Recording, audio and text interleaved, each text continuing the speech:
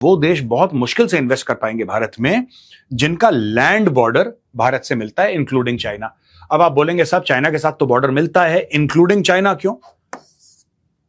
क्योंकि जिससे हमारा बॉर्डर मिलता है दोस्तों वो एक्चुअली चाइना नहीं, तिब्बत है। ठीक है, लेकिन फिर भी मानते हुए कि चाइना का बॉर्डर लगता है, हम लोगों ने बोला कि नहीं साहब we want to push back against it. तो ये बोला कि tightened FDI rules for investment in India, land borders जिसके मिलते हैं वो नहीं करेगा।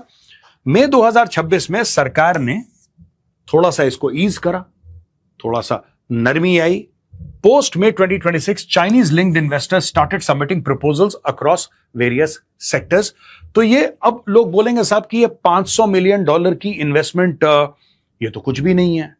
भारत और चाइना की ट्रेड ही $151 बिलियन, ठीक है, 151 अरब डॉलर की ट्रेड है। आप बोल रहे हैं साहब 500 मिलियन ये तो ऊंट के मुंह में जीरा है। नहीं साहब ऐसा नहीं है।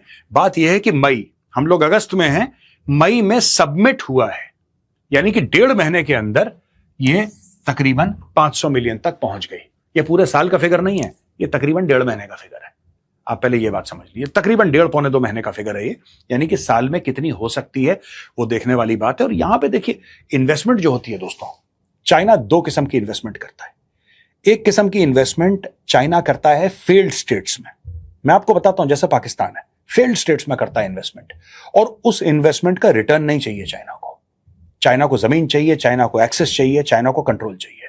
और दूसरे देश हैं जैसे कि यूरोपियन यूनियन में चाइना काफी इन्वेस्ट करता है, भारत में इन्वेस्ट कर रहा है, अमेरिका में इन्वेस्ट करता है, जहां से उसको यह लगता है कि यहां से पैसे वो कमा सकता है। तो 2 किस्म की इन्वेस्टमेंट होती है, मैंने दोनों आपको बता दी। तो चाइना ने बोला है कि साहब अलग अलग सेक्टर्स में, जैसे इंफॉर्मेशन टेक्नोलॉजी है, AI, manufacturing, pharmaceuticals, data centres, information and communication services and transport, इसमें चाइनीज प्रपोजल्स आए और चाइनीज कहते हैं साहब आप हमें परमिशन दीजिए।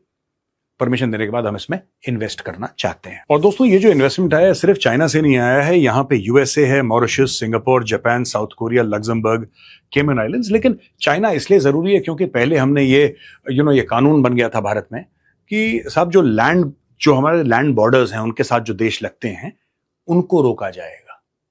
That is why this Chinese investments are so important for us. अब जैसा हमने बताया था कि अजीत डोभाल साहब जो है हमारे एनएसए, वो गए थे चाइना, डॉक्टर जयशंकर गए रशिया, और ये कहते हैं pleased to call on president Vladimir Putin of Russia in Moscow today, handed over a personal message from prime minister Narendra Modi. और यहां पे अलग अलग बातें हुई हैं, wide ranging conversation this evening with FM Sergey Lavrov से उनकी बातचीत हुई है। Bilateral cooperation, regional hotspots, global challenges and multilateral issues, और ये बड़ा लंबा चौड़ा एक मामला इन्होंने लिख दिया है। डॉक्टर एस जयशंकर ने had a very productive meeting on the 27th India Russia intergovernmental commission on trade, economic, scientific, technological and cultural cooperation. और ये पॉइंट्स उन्होंने ये क्यों मैं आपको बातें बता रहा हूं, बात यह है कि जितनी भी मीटिंग हो रही है, चाहे डोभाल साहब वहां पे जाके वांगी से मिलें, ये पुतिन से मिलें, सर्गेई लैवरोव से मिलें, या फिर कुछ और मीटिंग्स अटेंड करें, कुछ भी अटेंड करें, in the end everybody is focused towards BRICS. सब लोग चाहते हैं कि ब्रिक्स का समिट जो है वो सक्सेसफुल हो। और क्यों हो दोस्तों, ये मौका है ब्रिक्स के लिए। This is the time for the BRICS nations to rise up and be counted in more ways than one, because हम लोग जब भी बात करते हैं तो एक अमेरिकन कॉन्टेक्स्ट में बातें होती हैं। आपको पता है कि अमेरिका इस पूरे ईरान वॉर के बाद अमेरिका इतना स्ट्रांग नहीं दिखता जैसा पहले दिखता था। वो अमेरिका नहीं रहा जो पहले दिखता था। अब अमेरिका कुछ बोले कि मैं आपके ऊपर टैरिफ लगा दूंगा, अब लोग इतना सीरियसली भी नहीं लेते। आपने देखा कनाडा ने किस तरीके से ट्रीट करा। मार्क कार्नी है वहां का प्रधानमंत्री कनाडा का, डोनाल्ड ट्रंप ने बोला मैं टैरिफ लगाऊंगा, उसने बोला मैं भी लगाऊंगा। ये लैंग्वेज अनइमेजिनेबल थी कुछ साल पहले। कुछ साल पहले आप ये सोचते कि कोई बोलता अमेरिका का प्रेसिडेंट कि मैं ये करूंगा, दुनिया चुपचाप बैठ जाती कि यार ये क्या हो गया। लेकिन आज की तारीख में even powers that are not as big as the United States of America are talking back, they are challenging American hegemony.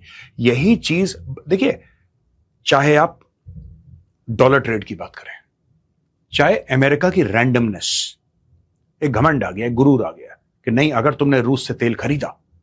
अब ये देखिए ना बात, मैं छोटी सी बात आपको बताता हूं क्यों भारत के लिए जरूरी है।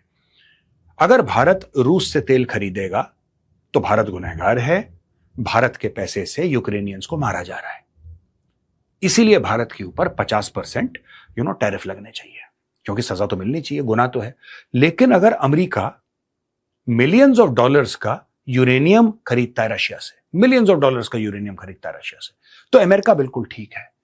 अगर European countries oil and gas खरीदते हैं रशिया से तो वो बिल्कुल ठीक है, वो कर सकते हैं। भारत करे तो गड़बड़ है। तो ये जो माइंडसेट है इससे निकलना बहुत जरूरी है दोस्तों। It's very very important to get rid of this mindset and distance yourself from this mindset. अब मैं आपको बताता हूं, चाइना जाके डोवाल साहब चाइनीज वाइस प्रेसिडेंट और एक्सटर्नल अफेयर्स मिनिस्टर जो फॉरेन मिनिस्टर है वांगी, उनसे मिलते हैं। तो दोनों तरफ ये देखिए, जो मोदी जी के खास ये जो his representatives doctor S Jaishankar and mister Ajit Doval, ये लोग जाते हैं और दोनों को, ये दोनों बिग पावर्स के जो बॉसेस हैं, इनको कन्विंस करते हैं कि आप आइए ब्रिक्स में। Russia is already convinced, Russia is coming. और अब ये कहा जा रहा है after mister Doval's visit that Xi Jinping में also come with a delegation of 400 people. अब दोस्तों इस पे आइए, मैंने आपको बताया 151 बिलियन डॉलर्स की चाइना के साथ ट्रेड है, लेकिन जो रशिया के साथ भारत की ट्रेड है वो अगर आप देखेंगे, आप ये मान के चलिए कि टोटल जो बायलैटरल ट्रेड है 25-26 की, वो 59.86 की है। आप 60 अरब डॉलर की मान लो, मोटा मोटी 60 अरब डॉलर की ट्रेड। अब प्रॉब्लम ये है इसमें 60 अरब में, सबसे बड़ी प्रॉब्लम ये है कि भारत इंपोर्ट करता है 55.37 बिलियन, क्योंकि भारत को सस्ता तेल मिल रहा है तो भारत ने लिखे बड़े बड़े चेक और बोला आने दो तेल। तो रशिया ने 55.37 बिलियन डॉलर्स का तेल भारत को दे दिया। ये एक चीज है। दूसरी चीज है कि भारत कितना एक्सपोर्ट कर पाता है रशिया को, दैट इज 4.49 बिलियन। 4.49 बिलियन ये भारत एक्सपोर्ट कर पाता है, और किया है भारत ने। तो आप इसको 4.5 अरब मान लीजिए, इसको 4.5 अरब मान लीजिए जो भारत एक्सपोर्ट करता है, और इंपोर्ट करता है 55.37 बिलियन। अब इसमें बहुत बड़ा गैप है, 50.88 अरब डॉलर का गैप है। This is the trade deficit.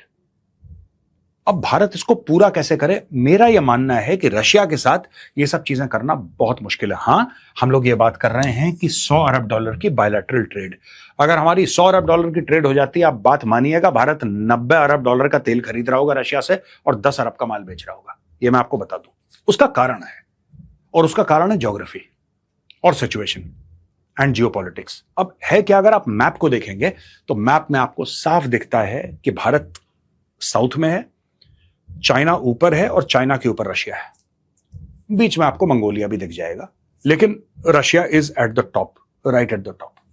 China Russia का बॉर्डर मिलता है, और चाइना जो है दोस्तों, वो it is the most industrialised nation on earth. China बहुत कुछ बनाता है, बहुत सस्ता। चाइना में ओवर कैपेसिटी की प्रॉब्लम चल रही है, चाइना डंप कर सकता है अपनी गुड्स। कोई भी देश दुनिया में चाइना की स्पीड से और चाइना जितना सस्ता माल बेच सकता है, there is no country that can do it. Russia आखिर भारत से खरीदेगा क्या? अगर भारत कोई भी चीज मैन्युफैक्चर करता है, वही चीज आपको चाइना में भी मिलने का बहुत ज्यादा चांस है, अनलेस कोई यूनिक चीज भारत से खरीद रहा है, वो अलग बात है।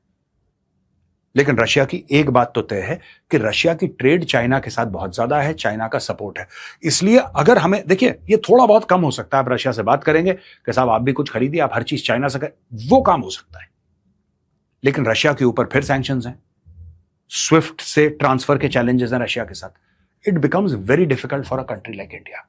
खैर, ये जो ब्रिक्स है समिट दोस्तों, हम इसको फॉलो करेंगे वेरी कीनली, और जब ये होगा तब आपको रिपोर्ट भी करेंगे, आपको बताएंगे कि क्या क्या वहां पे हुआ है। लेकिन मैं आपको एक बात बता दूं, at the backdrop of the US Iran war, ये जो ब्रिक्स का समिट है, I think this is going to be the most important BRICS summit ever.